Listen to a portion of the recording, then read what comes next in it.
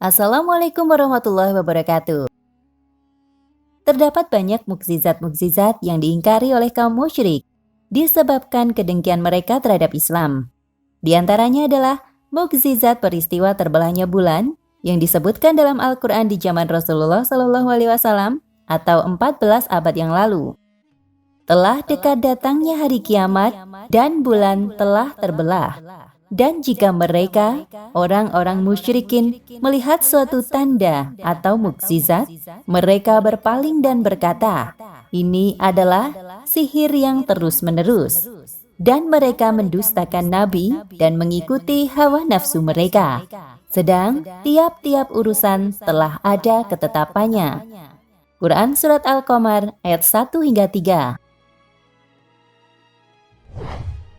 Dalam riwayat lain dijelaskan bahwa ketika kaum kafir Mekah meminta Rasulullah untuk memperlihatkan tanda-tanda kebesaran Allah, serta menguji kebenaran risalah baginda Rasulullah dengan memintanya membelah bulan, maka Allah Subhanahu wa Ta'ala mengabulkan doa beliau, hingga pada malam hari tampaklah bulan terbelah menjadi dua bagian, di mana bagian lainnya berada di sisi Gunung Safa dan bagian lainnya di sisi Gunung Kaikan, dan terlihat di antaranya Bukit Hiro.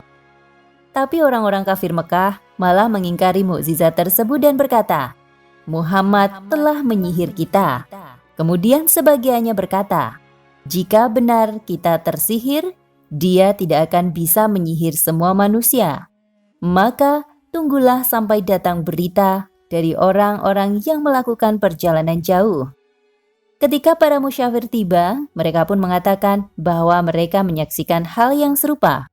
Tetapi kaum kafir Mekah tetap mengingkari mukjizat tersebut dan berkata, "Ini adalah sihir yang terus-menerus."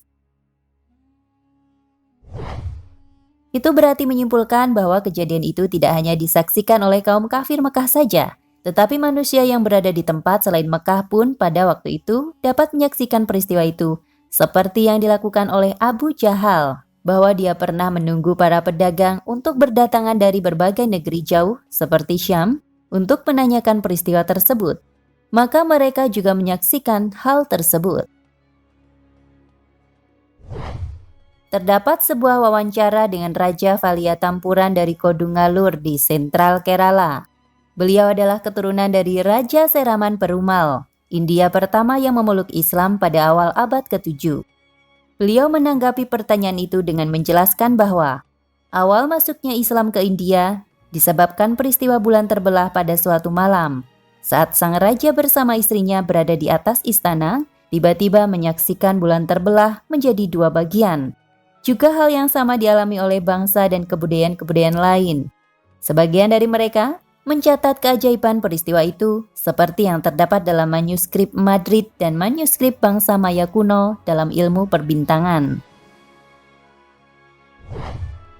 Dalam salah satu manuskripnya menunjukkan bahwa bangsa Maya menganggap di bulan telah terjadi gempa yang menyebabkan terbelahnya bulan menjadi dua bagian. Dalam naskah tersebut menunjukkan tahun 623 Masehi, sesuai dengan jumlah waktu menetap Rasulullah SAW di Mekah sebelum hijrah ke Madinah. Rasulullah SAW dilahirkan pada tahun 570 atau 571 Masehi. Kemudian hidup di Mekah selama 53 tahun. Jika kita menghitungnya, pada tahun 570 Masehi, persis dengan tahun yang disebutkan dalam naskah bangsa Maya di atas, serta tahun di mana terjadinya peristiwa terbelahnya bulan di akhir-akhir tahun Rasulullah berada di Mekah sebelum hijrah. Ilmuwan NASA telah mengungkapkan bahwa di bulan terdapat celah dengan panjang beberapa ratus kilometer. Kemudian mereka pun menemukan beberapa celah lain di permukaan bulan yang sampai sekarang belum diketahui penyebab retakan tersebut. Beberapa ilmuwan lain beranggapan bahwa celah tersebut bekas dari cairan lava. Hanya saja spekulasi ini sebatas teori yang tidak terbuktikan. Para ilmuwan NASA telah memperoleh sejumlah besar gambar dari fenomena celah di bulan yang justru membingungkan para ilmuwan untuk menemukan penjelasan logis atau ilmiah.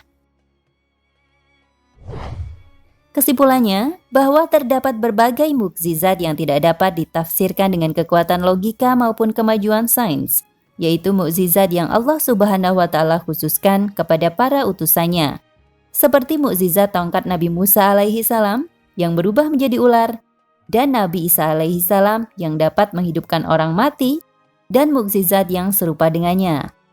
Allah Subhanahu wa Ta'ala berfirman, "Kami akan memperlihatkan kepada mereka tanda-tanda kekuasaan Kami di segala wilayah dan pada diri mereka sendiri, hingga jelas bagi mereka bahwa Al-Quran itu adalah benar. Tiadakah cukup bahwa sesungguhnya Tuhanmu menjadi saksi atas segala sesuatu?" Quran Surat Fussilat ayat 53. Nah, pemirsa Ensiklopedia Al-Fatih, sampai di sini perjumpaan kita kali ini. Semoga menginspirasi.